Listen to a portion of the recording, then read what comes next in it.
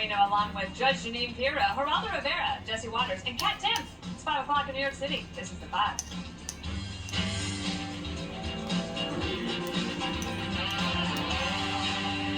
President Biden's border policy is being blamed for a horrific loss of life in Texas. At least 51 migrants found dead from the sweltering heat, stacked on top of one another in an abandoned tractor trailer that had no working air conditioning or even water, in what appears to be one of the most deadly incidents of human smuggling across the southern border.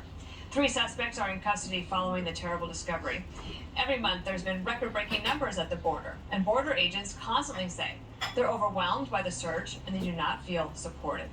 Texas Governor Greg Abbott tweeting this: "These deaths are on Biden. They are a result of his deadly open border policies." And Senator Ted Cruz tweeting, "How many more people have to die before Dems give a damn?"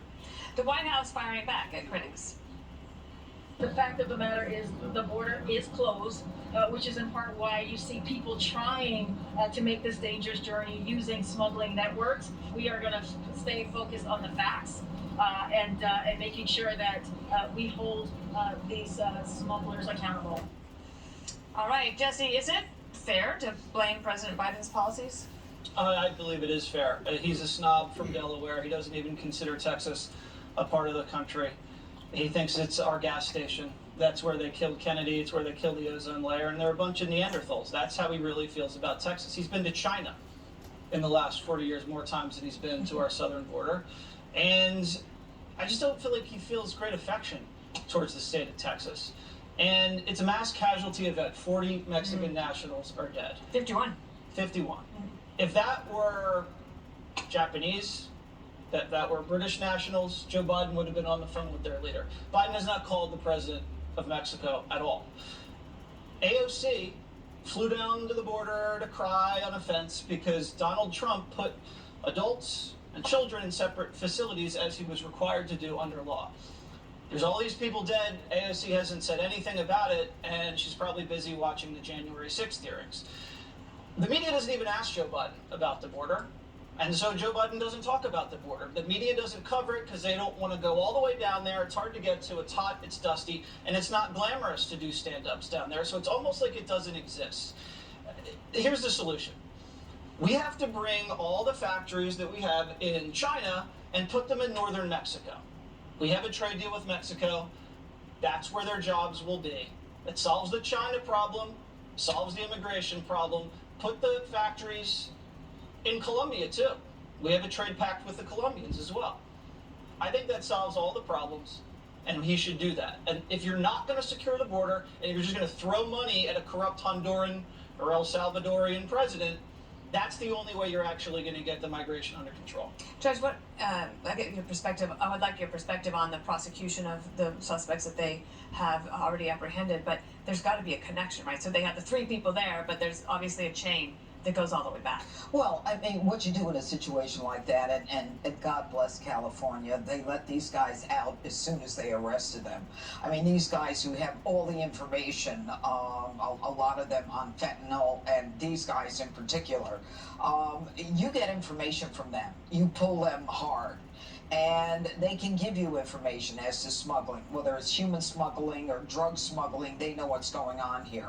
And you just go up the chain. You scare them, you scare them, you scare their families. The feds do it every day.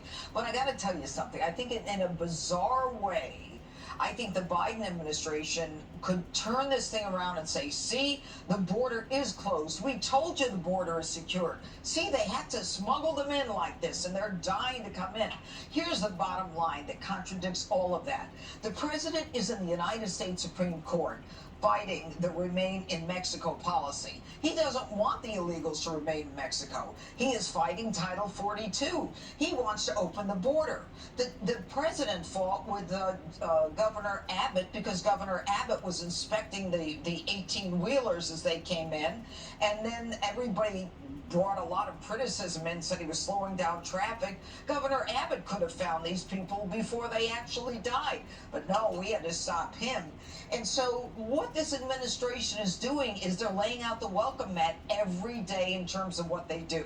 So they can tell me until the cows come home, the border's secure, that the border's closed, and they're lying to all of us. They're busy flying them in, busing them into the interior. They're housing unaccompanied migrant children smuggled in by the cartels that they're accompanying and facilitating, hiring 800 Americans to staff a facility. They're quietly erasing immigration cases, giving de facto amnesty to 1 million illegals. I mean, the goal for them should be to stop the human trafficking and the drug smuggling, but they're doing just the opposite. So why is he trying so hard to fail? And why is it that he let it get this way? Is he that afraid of the progressives? Why? Geraldo, take it from there, wherever you want. Well, I totally, I want to say that it's so easy for Senator Cruz or Governor Abbott to say, oh, Biden's fault, Biden's fault, Biden's fault. The fact of the matter is, first of all, let me express sincere condolences. I feel nothing but grief over this horrible mass murder. That's what it was. This is a mass murder. I am outraged at these perpetrators. I want them prosecuted to the full extent of the law. The judge is right. You squeeze them, you walk your way up the chain, you find out at least maybe you get the Mexicans involved in tracking down these cartels. We cannot abide 51 murders. I blame President Biden. I do think that his compassion has backfired at the border. I do think that as obnoxious as Trump's moves were, they were more effective in dissuading them from coming and taking this perilous journey. And I think as we approach July 4th, what you have to recognize is the brutality of this evidence of how badly these people want to be in the United States of America. Mm-hmm. They risk everything, even their very lives. They voluntarily stuff themselves into that semi only to choke to death in sweltering heat.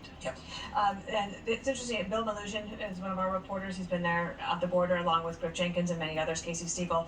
But I was talking to Bill Melugin not too long ago, and he sees no other reporters there.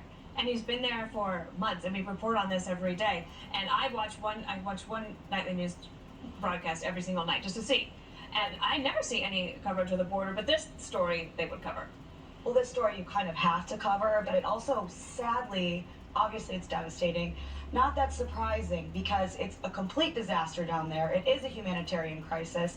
Anyone who's paying attention to immigration at all knows that. But it's also such a disaster that when they said, see, look, the border is closed. See, this proves it's closed. I would just love to follow that up with being like, okay, like, does this look good? Does this look like this is going well? Because nothing in terms of their immigration policy is going well, including legal immigration. When you talk about people who want to come to this country and get work visas and work and go the legal way, they wasted 66,000 of those visas last year, despite the fact their labor market was so tight that are expired and they can never get them back. So the whole system is a complete disaster, and they're scrambling. And anyone who's paying attention, they can figure that out, even the slightest bit of attention. So I guess the only strategy that would make sense is to try to get people not to pay attention. All right, coming up, a sheriff is furious after drug trafficking duo busted with enough fentanyl to kill millions they are now back on the streets. Now to the other deadly pandemic ripping the heart out of our country. It is illegal fentanyl poison flooding our country, snuffing out the lives of over 70,000 Americans last year alone. And yet some California authorities, as the judge mentioned earlier, say they were forced to release 2 accused drug traffickers busted with 150,000 fentanyl pills, enough to kill millions of Americans. A judge approving their release following a so-called risk assessment. But the sheriff there, who was on with Dana earlier this morning on America's Newsroom, is understandably furious. Come Monday morning, I learned of this release and I was infuriated. I could not believe that we had 150,000 fentanyl pills, one of the most dangerous epidemics that is facing our nation today, with people in custody, that we may potentially be able to impact the future of this type of drug trafficking organization and or cartels in California, in my county, and we let them go. It's absolutely outrageous. It really is, Judge. You know, I have nothing against people getting high. I grew up in the 60s, the 70s. I did too, and I had do what something you do. against But fentanyl is not dope. Fentanyl is poison. Yeah. These people are not dealers, they are murderers, or at least manslaughterers. The laws have to reflect that, though. Look, this is, if people are too stupid to understand, and look, these guys who are trafficking that fentanyl, they know not to inhale it, they know not to get near it. I guarantee you they've got Narcan, they've got whatever they need in case for some reason one of those bags rips or the cellophane gets torn off. They know how serious and deadly this stuff is. And for a judge to release those two guys, I can guarantee you, as I'm sitting here, Geraldo, if the purpose of bail is to guarantee a person's return to court, where the hell are you from? Where do you live? Do you have a job? How can I be sure you're coming back to court? That's an easy keep in jail. But the court didn't do it because the court is either too stupid, too arrogant, or they don't care. Fentanyl right now, the precursor is coming from China through the cartels. The imprint machines are in Mexico. They are killing a generation of our people, 250 deaths a day. And they're killing them between the ages of 18 and 45. I've said this before. They are killing those who are capable of going to war in this country. It's an undeclared war, and we're conspiring with it between Joe Biden and the progressive left. Fentanyl is poison. I remember, and I wanted to enormously enhance the penalties, Jesse, for fentanyl as compared to heroin, cocaine, etc. The problem is, I remember when they did it with crack cocaine. So who was impacted was black and Latinos. They got the short end. They used crack. White people use powder cocaine.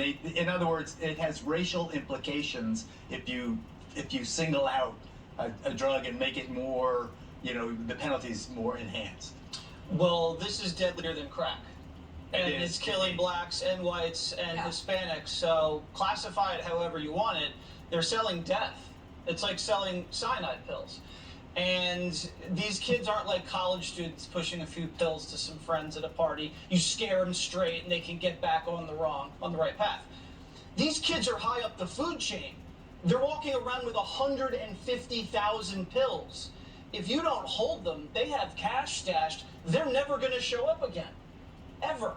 Judge said it at the top. You put them in prison. Maybe you send a little snitch in there, a little rat, get them to talk. Maybe see who posts their bail. Maybe tail them. How about just calling the DEA and have them followed? It's really pretty simple. Oh, I'm sure they'll do that. And you can't. That's a You given. cannot find the judge's name in any of the articles.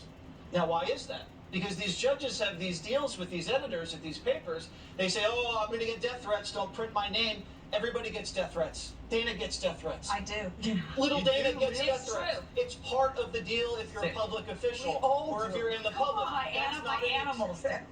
That's not an excuse. I do. You Yeah. have to- That made me the most mad. These judges have to feel the public heat because no one's going to know who did this. And the next election, you're going to go into the booth, you're going to see the judge's name, you're going to have a clue who he is, you're going to hit re-elect, and he's going to get back out there, and he's going to keep releasing criminals. Congresswoman Congresswoman Boebert called it a weapon of mass destruction. I thought that was the most spot-on thing she's ever said in Congress. So the guy after the sheriff that came on, his name is Jim Desmond. He's a county supervisor in San Diego. It's a huge county. It's like the state of Connecticut. And his mission was to tell parents, one pill can kill. Okay, so you have a phrase like that so that you're telling your kids, don't even try one pill because that can kill. If I were President Biden, wouldn't you? This is the most bipartisan issue you can run, Right, and it's right. actually of consequence. And to her point, is it a weapon of mass destruction? People think, look, when President Trump mused about like, can you bomb the cartels, and the idea of actually then going on the offense rather than just sitting here defenseless is something that only the president can do. I mean, Governor Abbott can try, the sheriffs can try, the governor of California, Governor Newsom, could maybe try if he cared, but nobody's doing it. They could actually have an effect here, but for some reason they're not doing The it. reason they won't is because it would require them to police the borders, Border. which is where it's Yeah. coming, and they don't want to police Or the at borders. least work with Mexico. I have a dream, of a Mexican Secret Service special forces and ours working together to go after the cartels because they have cross-border impact. Obviously, But it's killing our kids. I think it is important to point out that fentanyl is a legitimate drug that has legitimate specific medical uses. That's not what's killing people. It's surprise fentanyl that's killing people. Exactly. Right. And as we have cracked down on opiate prescriptions, there's a direct correlation with overdose deaths because there are people who need opiates, who want to seek out prescription opiates, who have had that cracked down on. So then those people go to the black market. It's not just opiates, it's also with methamphetamine.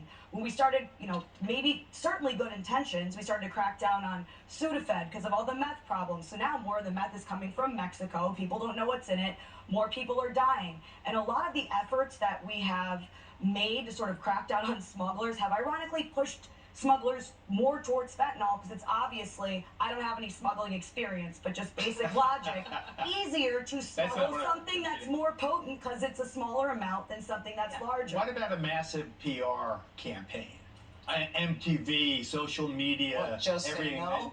That Prince died. Prince had more money than God. He could buy any drug he I wants. think He died years of fentanyl. statistics prove that that's not working. I think that with the direct correlation between not letting people get, having legal options for opiates I and could- this, I could we have see. years of data on that. I rather than surrender, I can see, the president working with, I don't know, Mitch McConnell, pick your Republican, or maybe a younger generation making the pitch that this is death. This fentanyl kills you. I understand the legality or the use of it as prescriptions, but my goodness, look at what has happened. I mean, with the 75,000 people dying from it, this obviously. Half the time they don't even know fentanyl's in Exactly. it. They stamp But it of as course they don't. That's the exactly point. Xanax. That's the That's point. exactly right, yeah. Every pill can kill. I like that. Up next, she's back. Hillary Clinton lashing out at the Supreme Court for its decision on abortion.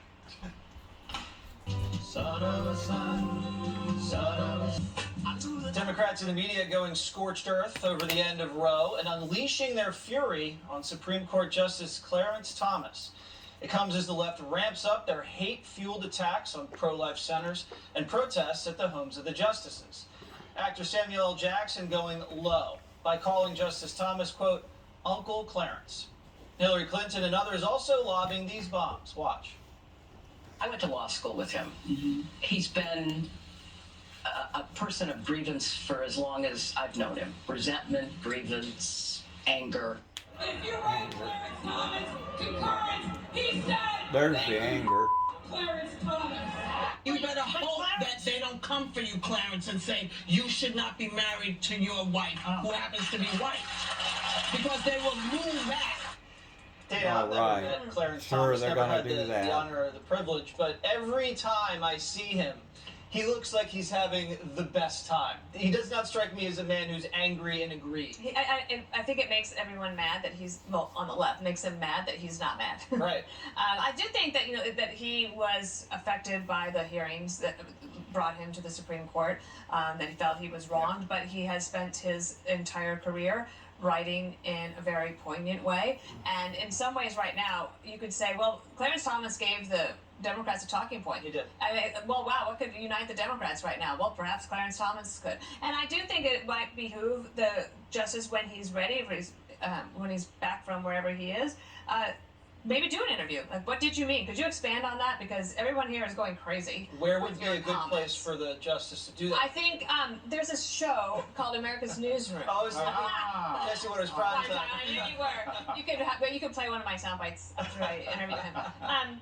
The other thing is, it's too early to tell exactly how this is all going to turn out. Many states had trigger laws; those were moving forward, and now there are challenges against those. There are also people just realizing, oh wait, the states then decide? Okay, well then nothing changes in New York, nothing changes in California. They may be outraged for a couple of days, they move on. Or maybe the summer of rage continues. We will have to see on that. I do, however, believe that people like AOC and Elizabeth Warren are overreacting to the extent that it will boomerang on them, and it's not going to be a good look. Final thing. The Democrats are mad, apparently, at the Biden administration and the White House for being slow to act, not being aggressive enough. And I do wonder, what were they doing the last 55 days when they had the leaked opinion out there? Yeah. And then they are so unorganized.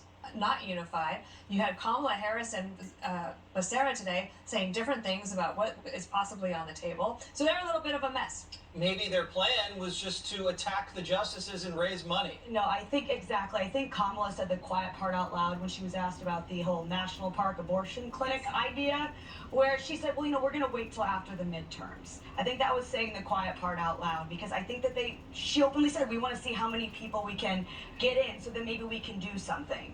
I think they want to see how many people they can get in, but if they wanted to do something, I mean, there has been discussion about how shaky Roe v. Wade was for a very long time. They could have codified it when they had the supermajority under Obama. Oh, yeah. They could have, I'm sure, come up with something better than Planned Parenthood Grand Canyon right now, probably, if they wanted to. But this is what politics is. I mean, you remember with DACA, everyone's all up in arms about that when Trump wanted to get rid of that, and I agreed with that. But the people were saying they were campaigning on that. Has that been codified? No, it is not. And I think that there's almost an excitement to say, hey, we're going to point out the most extreme side of this issue and use that to try and get votes. But people should know that it's about votes. I don't think any of these people really care about you. Do you see Hillary seeing a lane here with this Roe decision and doing some shows and maybe jockeying for position, Judge? Let me tell you, Hillary's been jockeying since she hit the public screen. Look, I think it's rather interesting that she calls Justice Clarence Thomas a man with grievances. Yeah. This woman's got more grievances. I mean, I think she had 116 reasons why she didn't win the election in 2016. And I think it's very interesting the depth of hatred that people have toward Clarence Thomas. He didn't even write the majority opinion. He wrote the concurring opinion. Their hatred, if they're going to have any, should be against Justice Alito, who wrote the majority opinion. As opposed to saying, look, the court has spoken, they're giving it now to the states, now we have our work to do. We have to go to the legislatures, the legislators. We have our work to do. We are the majority. We are certainly the loudest voice in the room, and we will get it passed in every state.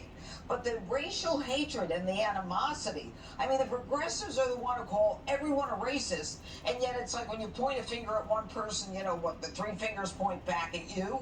That is very offensive to me. Samuel Jackson calling him Uncle Clarence, Lori Lightfoot, F. Clarence Thomas, Hillary Clinton, a person of grievance. I mean, they are basically the racists. They're seeing racism in this when no one else is. Geraldo, I know you've kept this bottled up for a few days. What would you like to say? How? I think that this decision was a constitutional catastrophe. I think that it deprived women who had come to rely on a constitutional right for half a century of that right. I think it has totally unsettled and divided the nation. I think the consequences will be profound and far-reaching. I think that Clarence Thomas, with all due respect, and I do believe that the confirmation hearings that he endured were grotesquely unfair. And I think that his grievance is well-based, but it profoundly affected him in a negative way. You go to the court, I've been in the court watching him preside over a case or the panel presiding, and he did not for years say a word. He was so angry over the confirmation hearings and how he was mistreated at Nada Hill and all the rest of that he was shocked into silence. And the judge mentions the concurring opinion and why Clarence Thomas is being singled out. It's not that Clarence Thomas is a black man. It is that Clarence Thomas went way beyond where was necessary in this opinion. It was not that he was overruling Roe v. Wade. It was that he went beyond that. He went into dicta, poor dicta, not having anything to do with the substance of the decision, dicta, D-I-C-T-A. His dicta said, no, now we're going to go after all of these due process rights. He talked Let me about finish. substantive due process. Contraception, same gender sex, same-sex marriage, which is ironic because he's in, a mixed marriage. That's next.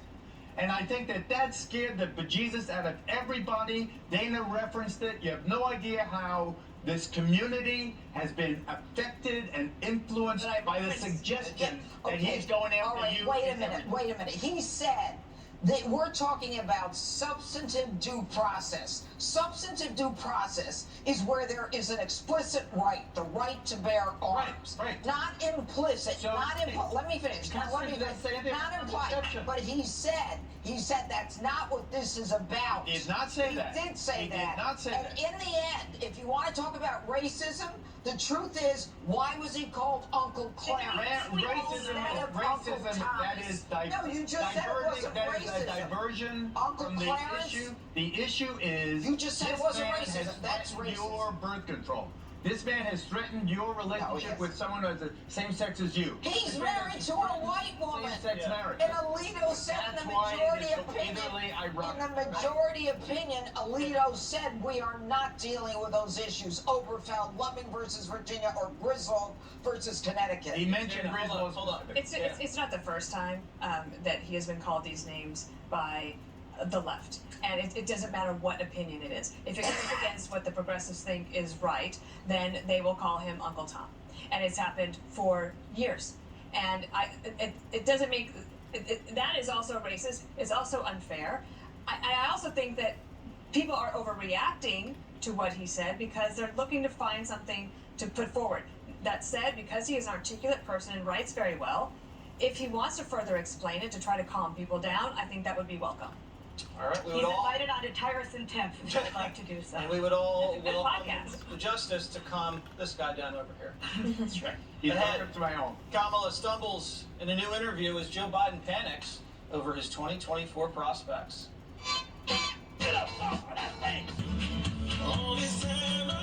The Democrats proving once again how totally inept and clueless they are on the issues. Kamala Harris was asked point blank about soaring inflation, the Veep offering up this mess of an answer. But now inflation is really high. Are you concerned about a recession? The administration said that they weren't that worried about inflation, and then that changed. I think that there can be no higher priority than what we have been clear is our highest priority, which is bringing down the costs and the prices as much as we possibly can, and we will stay focused on that. That comes as a new report indicates Joe Biden is getting irritated by Democrats who will not openly back him to run for re-election. Okay, shall I start with the word salad? What do you think?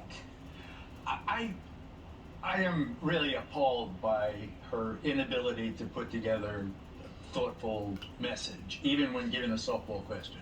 And I try to be a fan of hers. I recognize her historic importance. But I have to say this. The issue is whether or not Republicans can keep people interested in their incompetence, the Democrats' incompetence on immigration, on the economy, on inflation, on the border, and so forth. Or will the Democrats win out in the end, despite all this mixed messaging and mismessaging, by allowing the voters to focus instead on the abortion ruling and on January 6th. The hearings today appalling in terms of what they reveal. So it's really who gets the message pinata, and she's not helping them. No, you can't. The word salad is nonstop, and there's people who are actually suffering, and they want to know what's going to happen, and that does not inspire confidence. I hear somebody talking like that, I don't have confidence that I can, order them an Uber home, and they're not going to throw up in it, and I'm going to, have my rating be completely decimated. That doesn't make any sense. People are really struggling, and they've been told and gaslit for a while, oh, it's going to get better, it's getting better. It's not going to get better, it's getting worse. People aren't going to forget about it because they're facing it every single day. Dana, when she was asked what Biden had done to lower the price of gas besides the gas tax holiday, she didn't have an answer. It's amazing to me that you don't have a ready answer. It was like a couple of weeks ago, the new press secretary, she was asked about the baby formula crisis, and she looked through her book. She's like, "Oh, I don't have anything on that." Yeah.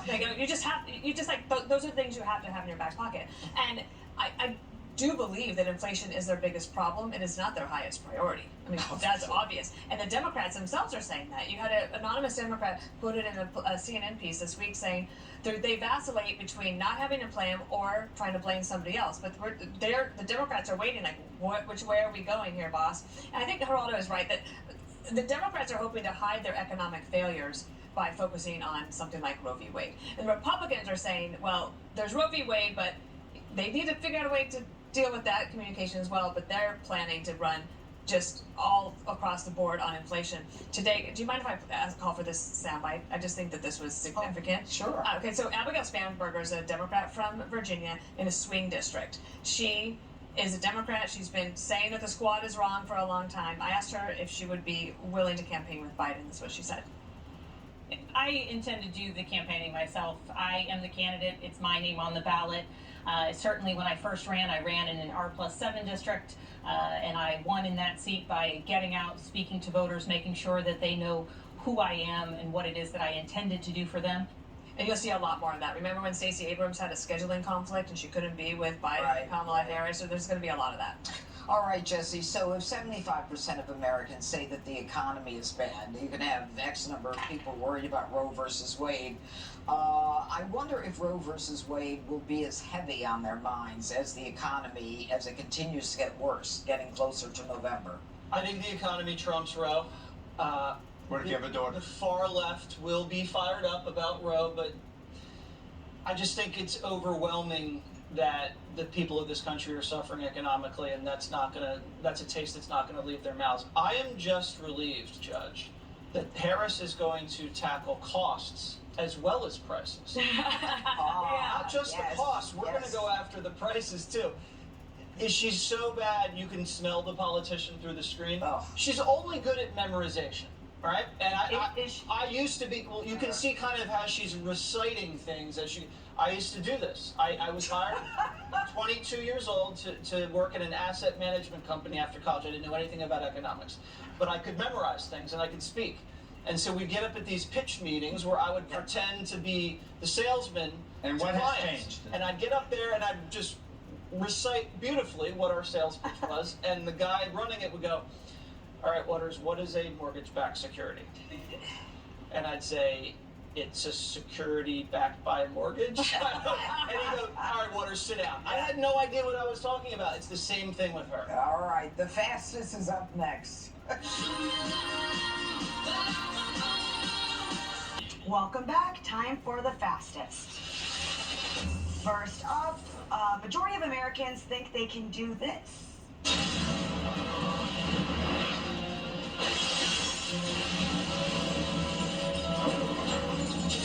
They do? Nearly 6 in 10 say they got what it takes to become an action movie star. You obviously probably think you can do that, right?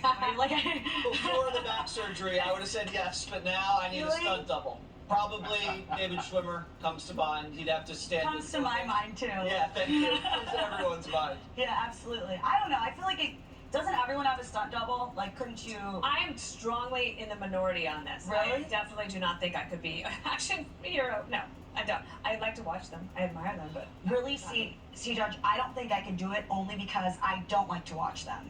And if I get bored watching them, if I had to shoot the same scene over and over again that was also boring, I might not be able to do it. I would enjoy it. You would? Yeah. I think you could definitely do it. Oh yeah, you could. Absolutely. I would do it. Absolutely. Geraldo, what do you think? Action movie? David Hasselhoff, host of Baywatch, he could be my stunt double. In fact, I was on his program once. Oh, here it is. There it is. Where'd that come from? Wow, we just happen to have that ready. There was the highest rated episode of Baywatch. Well, first of all, congratulations on the highest rated episode of Baywatch. Up next, this heated debate is finally settled. No, it's not. People say the perfect temperature for the AC during the summer is 64 degrees. Okay, by people, they mean men. That's they right. only ask men. It's too cold. That's what it is in here. Look, you've got a shirt, a jacket, exactly. socks, shoes, enough. Yeah, absolutely. I am freezing every day of my waking life, except for when I'm in the shower or the bathtub. you wait the entire winter in order to have warm temperatures, and you sit and inside then they and you turn freeze. the air. I think I would say 68 to sleep, 72 for daytime. Very good, very good. Thank you. Very If good. you guys are cold, you guys can use a blanket. Can Our bodies. I really walk up here with a blanket? Not here. I'm Nobody talking would about say, it at "Are you okay?" I'm We talking go to the about hospital. We work at Fox, Yeah, Jesse. I'm gonna do that. I'm gonna bring in a blanket and see if that's. Yeah, I'm gonna wear Should be my tackled at the entrance. Okay. All right, well, I think I settled that. One more thing's up next.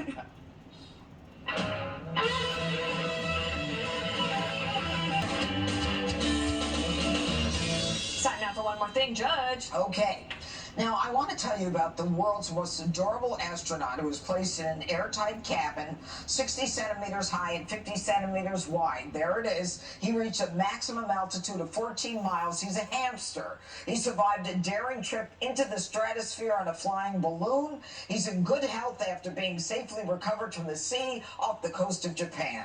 The hamster was sent there by a company behind the daring experience. The company is Iwatani Giken. It's hoping to bring manned space travelers to the masses. It was designed to give would-be consumers confidence. If a hamster can do it, you can do it. I remember when Felt Jasper went to space. That was a big day in our house. All right.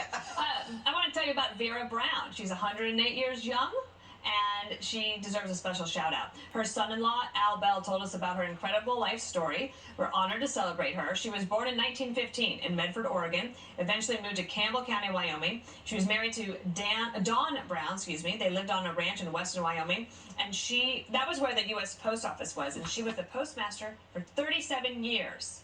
At 108 years old, we want to say hello to you, Vera. Hey, Vera. Hey, Vera. Vera. What's up, Vera? Yay. All right, Geraldo. I am headed after the program to Newport, Rhode Island to pick up an old friend, my 24-year-old boat, Belle, a picnic boat, a Hinckley that Hinckley. I've kept Hinckley, Geraldo. running 24 years. And I've been everywhere, circumnavigated Florida with Erica and California and the Bahamas. Okay. It's all That got boat new can engine. talk. That boat has a million tales to tell. Jesse. Okay, in honor of Greg, who has a severe case of the Mondays, so bad he took Tuesday off. This is a little one more thing for you, buddy. Animals are great. This fat seal just showing off his rolls. Sometimes eat a lot. You just have to roll it out on the floor. That's how you do it. Something sexy about that fat seal. I just can't put my finger on it. He's got moves. He's very confident. I can't stop watching that fat Wait till seal. the shark comes. At 7 o'clock, we have a Jesse Waters monologue about the truth about Clarence Thomas. Everybody needs to tune in at 7. I want to watch that. 7 p.m. sharp, Cat. Just quickly want to say there's a hotel in Switzerland that is apparently bad on purpose. You can look at it, it's so bad. It's supposed to make you think about your life and the world around you by spending a night there.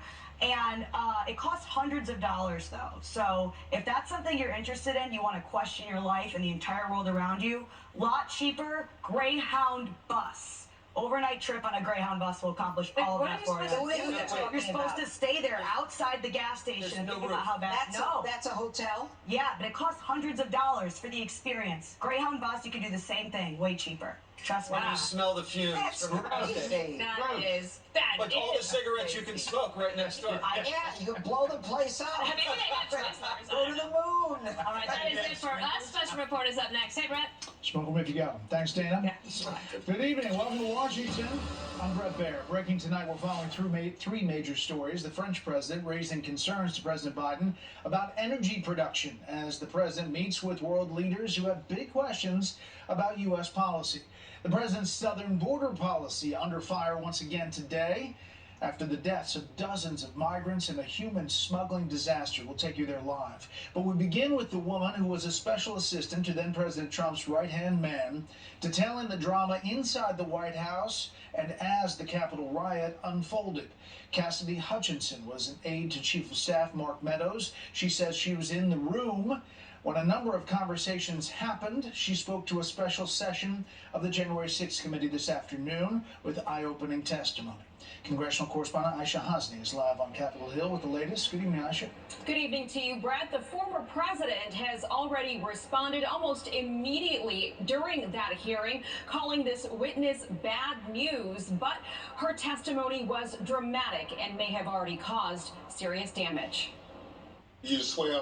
A last-minute hearing with a surprise star witness. Cassidy Hutchinson, special assistant to former President Trump in the Chief of Staff's office, told the House committee investigating the January 6th riot she first felt scared when Trump's Chief of Staff Mark Meadows predicted the day could go downhill. Said something to the effect of, there's a lot going on, Cass, but I don't know.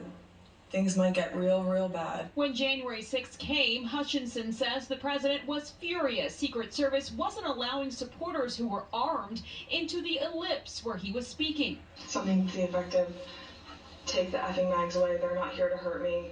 Let them in, let my people in. Hutchinson also said the president was so angry Secret Service wouldn't let him go to the Capitol for security reasons. He allegedly had a physical altercation with the Secret Service agents inside his armored vehicle. The president reached up towards the front of the vehicle to grab at the steering wheel. Mr. Engel grabbed his arm, said, "Sir, you need to take your hand off the steering wheel." Mr. Trump then used his free hand to lunge towards Bobby Engel. And when Mr. Renato had recounted this story to me, he had motioned towards his clavicles. She said even White House counsel Pat Cipollone had warned them not to go to the Capitol. He said to me, we need to make sure that this doesn't happen. This would be legally a terrible idea for us. And after the attack, she says Mark Meadows and former Trump attorney Rudy Giuliani asked Trump for presidential pardons, joining a list of Republican lawmakers she's already named. The former president quickly responded to her testimony on his social media platform, writing in part, "I hardly know who this person, Cassidy Hutchinson, is, other than I've heard very negative things about her, a total phony and a leaker." Now, Republicans have long said that this committee is illegitimate because there are no GOP-appointed members on this committee, although some legal experts do believe that some of this witness testimony could be used by the DOJ in future prosecutions. But the committee has not been cooperating with the DOJ by providing transcripts or interviews. Chairman Benny Thompson says the committee right now is busy conducting their investigation. Brett? Aisha Hasni, live on Capitol Hill. Aisha, thanks. More on this with the panel. President Biden is calling the deaths of at least 51 migrants jammed into a sweltering tractor trailer abandoned near San Antonio horrifying and heartbreaking. But the governor of Texas is blaming the president's border policies for that disaster, saying, quote, "The deaths are on Biden." This comes as the Biden administration launches a plan to move unaccompanied migrant children to North Carolina after flatly denying it would do so. With Fox team coverage, Bill Melugin is in Los Angeles telling us about that housing controversy. But first, correspondent Griff Jenkins has the latest tonight on this tragedy with migrants from Eagle Pass, Texas. Good evening, Griff. Good evening, Brett. There are simply a lot of unanswered questions this evening as the border officials, local law enforcement, and first responders are reeling from what they believe to be one of the worst human smuggling tragedies ever to occur on U.S. soil. We're not supposed to open up a truck and see stacks of bodies in there. A distraught fire chief following the discovery. 51 dead migrants, teenagers among the victims, 11 still fighting for their lives after being trapped in an abandoned tractor trailer in triple-digit temperatures, without water, without air conditioning. At least 3 people have been arrested. President Biden issuing a statement saying, "My administration will continue to do everything possible to stop human smugglers and traffickers from taking advantage of people who are seeking to enter the United States between ports of entry." But Texas Governor Greg Abbott directly blames the administration, tweeting, "These deaths are on Biden. They are a result of his deadly open border policies. They show the deadly consequences of his refusal to enforce the law." Republican Texas Congressman Tony Gonzalez, who represents the area, says this could have been avoided. This crisis absolutely could have been prevented, and it would have been prevented if, one, we secure the border, we implement the policies that are in place, you just enforce the laws that are already on the books. This is White House Press Secretary Karine Jean-Pierre defends the administration's handling of border issues. But the fact of the matter is the border is closed. However, the pictures and numbers tell a different story. This large group of 300 to 400 migrants crossing earlier today, the third such group in as many days here in Eagle Pass, Texas. As Fox News witnesses, migrants routinely suffering from heat exhaustion and near drownings. I'm absolutely concerned that the situation has just become too normal in the manner in which, people are numb to it. And as DHS continues its investigation into this tragedy, there is no data available for how many border-wide deaths have occurred this fiscal year. CBP has not kept that information or made it public since 2020. However, we have just confirmed in the Del Rio sector, specifically in the past fiscal year, Brett, there have been 124 migrant deaths, 71 of those from exposure. Brett? Griff Jenkins live in Eagle Pass. Griff, thanks. The Biden administration is making plans to house minor children smuggled across the southern border at a facility near the East Coast. It's an apparent policy reversal for the administration, and a lot of people are not happy about it and talking about it. Correspondent Bill Melugin has details tonight from Los Angeles. This upscale, sprawling former boarding school in Greensboro, North Carolina, will imminently house unaccompanied minor children at the direction of the Biden administration. Health and Human Services quietly signing a 5-year lease for the vacant American Hebrew Academy campus, where migrant children will live in government custody until they can be reunited with family or sponsors in the U.S. HHS will hire up to 800 workers to staff the facility, and children could begin arriving as soon as this week. Some local officials support the move. It's about the children. It's about jobs. It's about doing the right thing for these children. These are innocent children. We should not put politics in the midst of this. But some North Carolina GOP lawmakers are crying foul, as HHS Secretary Javier Becerra previously denied reports that migrant children would be sent to the state. Can you confirm if this report is true? Have you already sent or are you planning to send minors to North Carolina? There's no plan that we have to shelter children in North Carolina. Several North Carolina Republicans now penning a letter to Becerra, saying in part, quote, "The decision to now resettle unaccompanied children in Greensboro directly contradicts what you said previously and comes as a complete surprise to us and our constituencies." And some of those constituents aren't happy. I don't have nothing against refugees, but not in the city in that large amount. How much is this costing the taxpayer? How much is the Biden administration paying to lease this facility?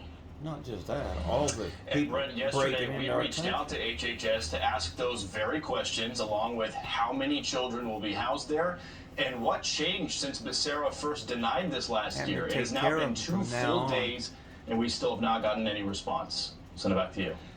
Bill, do you have any update on this major fentanyl bust out of California? What's the deal with that? Yeah, we do. Shockingly, 2 men who were arrested with 150,000 fentanyl pills in Tulare County were both released from jail just hours after their arrest. They were let go on their own recognizance as a result of an order from a judge and a risk assessment. The local sheriff is furious. And we don't get to know who the judge is. Allowing people like this to be released from our facilities, we have no control over that. And for law enforcement leaders in California, it's incredibly frustrating when we are responsible for public safety. And Brett, those alleged fentanyl traffickers had enough fentanyl to kill millions of people, but now they're free. We'll send it back to you. Amazing. Bill, thank you.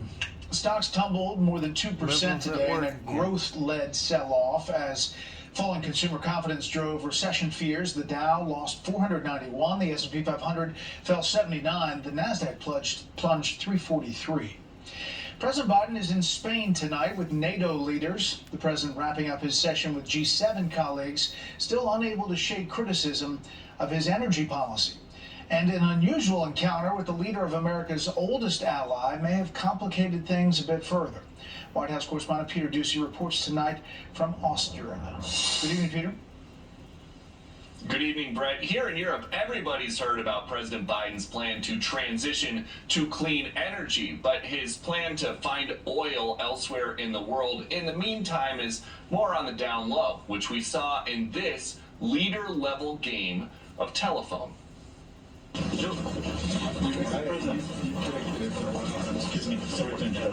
And that's when President Biden's plan to get Gulf partners to pump more oil may have fallen apart, because French President Macron already spoke to the UAE's Sheikh Mohammed bin Zayed.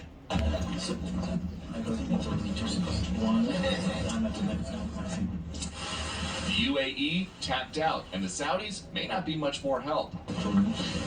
According to us, the Saudis can increase a little bit, but 150 or a little bit more, and they don't have huge capacities. White House officials have been claiming energy is only part of the president's upcoming Middle East trip. There's an awful lot to talk about. Oil production is certainly going to be on the agenda. And now White House officials are talking about the quick Macron-Biden meeting like it's not on tape. He spoke with a couple of other leaders about the trip as well. Not focused on or confined to the energy piece, but the broader strategic dynamic at play. At this week's G7, a transition to green energy was front and center. But ahead of a NATO meeting tomorrow, the Secretary General is urging the West to take it easy on oil companies. So demonizing them isn't the way forward. No, that's never the answer.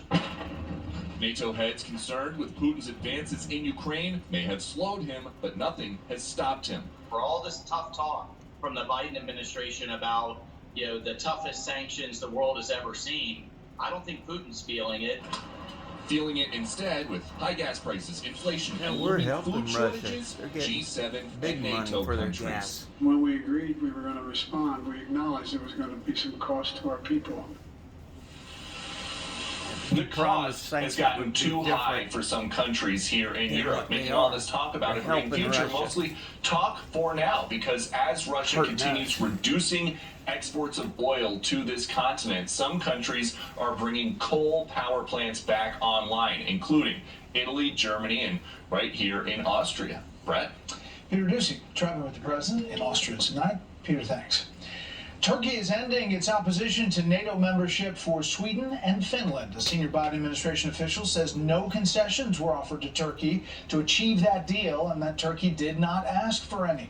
Russia has voiced significant opposition to that plan, as you can imagine. Back here in the U.S., the former confidant to the late businessman Jeffrey Epstein, convicted of helping to procure victims for his sexual abuse of underage girls, has been sentenced to 20 years in prison today. Ghislaine Maxwell was found guilty of 5 counts in December. She apologized to the victims before today's sentencing.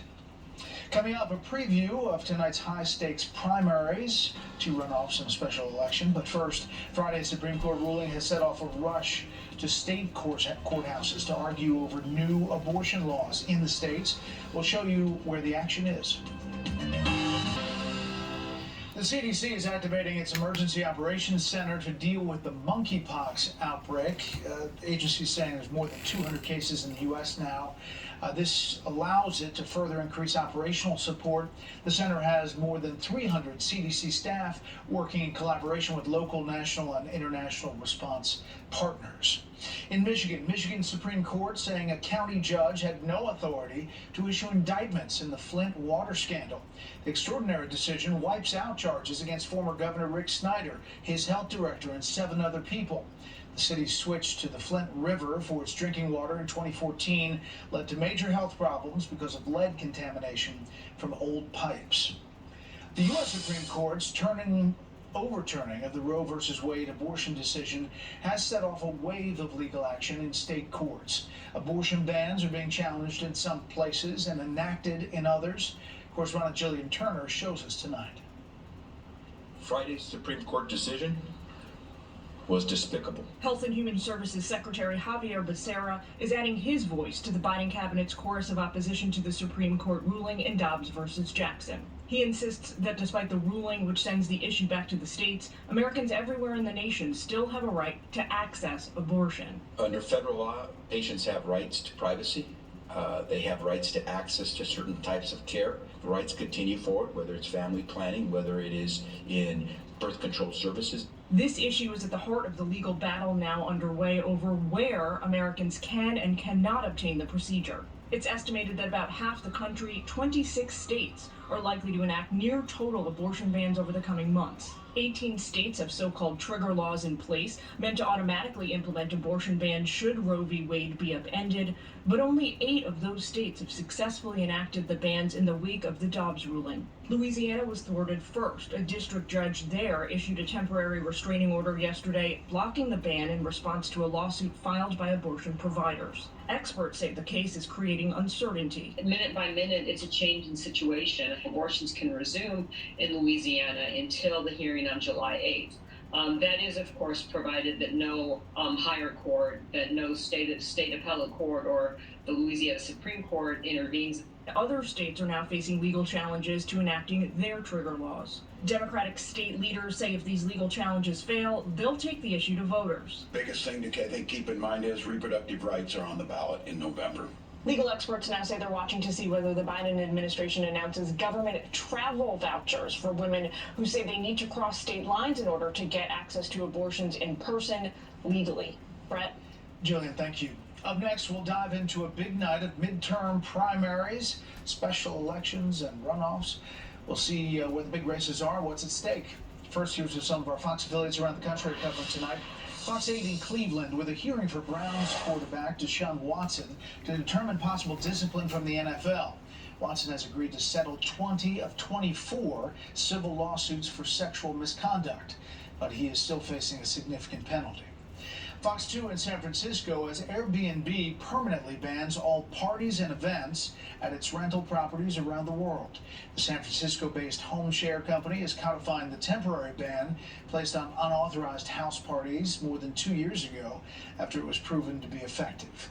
And this is a live look at Salt Lake City from Fox 13, our affiliate there. One of the big stories there tonight, beekeepers try to save as many bees as possible after a truck carrying hives overturns on a highway in Utah. Thousands of bees swarmed around the accident site. Several people there were stung, including the driver, who suffered only minor injuries. 2 people were transported to the hospital because of the stings. Ouch. That's tonight's live look outside the Beltway from Special Report.